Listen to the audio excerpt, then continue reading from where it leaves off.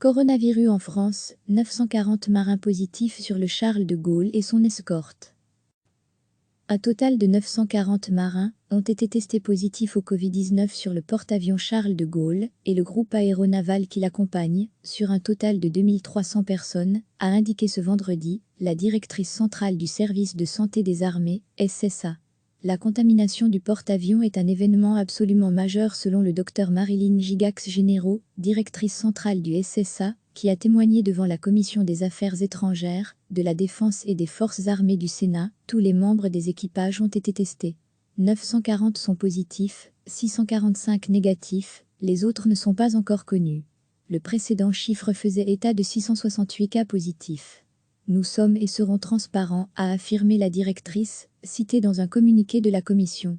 La contamination du porte-avions est un événement absolument majeur. Il y aura sans nul doute des conséquences à tirer à l'issue de cette crise, qu'il s'agisse des spécialités médicales du SSA ou du matériel. Christian Cambon, LR, président de la Commission, a indiqué qu'il demanderait à la ministre des Armées Florence Parly un dépistage systématique des militaires avant projection en opération. Lire aussi, comment le porte-avions Charles de Gaulle est-il passé de 50 à 700 contaminations? Il n'est pas compréhensible que les militaires ne bénéficient pas de tests avant leur départ en mission, pour leur sécurité, mais aussi pour l'efficacité opérationnelle, a-t-il estimé. Selon le communiqué, la directrice a reconnu l'impossibilité actuelle de tester l'ensemble des unités militaires, non plus que de généraliser le port de masque.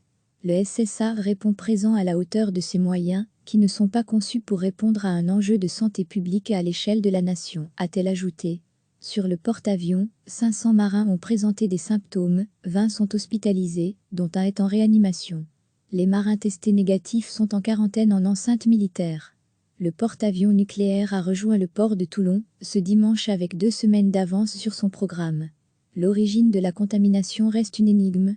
L'équipage, en mission pendant 3 mois, n'a pas été en contact avec un élément extérieur après une escale à Brest du 13 au 16 mars. 2 enquêtes, une de commandement et une épidémiologique, ont été diligentées. Jeudi, le porte-parole de la Marine nationale a démenti formellement les affirmations d'un marin, selon lequel le commandant du porte-avions avait proposé d'en interrompre la mission dès l'escale à Brest et que cette proposition lui avait été refusée. Recevez chaque matin l'essentiel de l'actualité.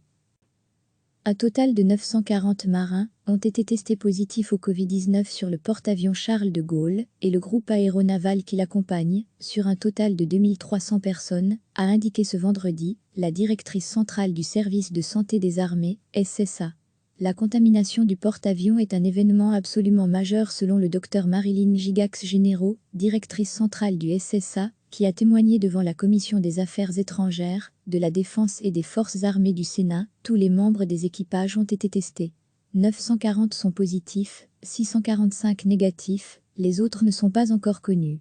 Le précédent chiffre faisait état de 668 cas positifs.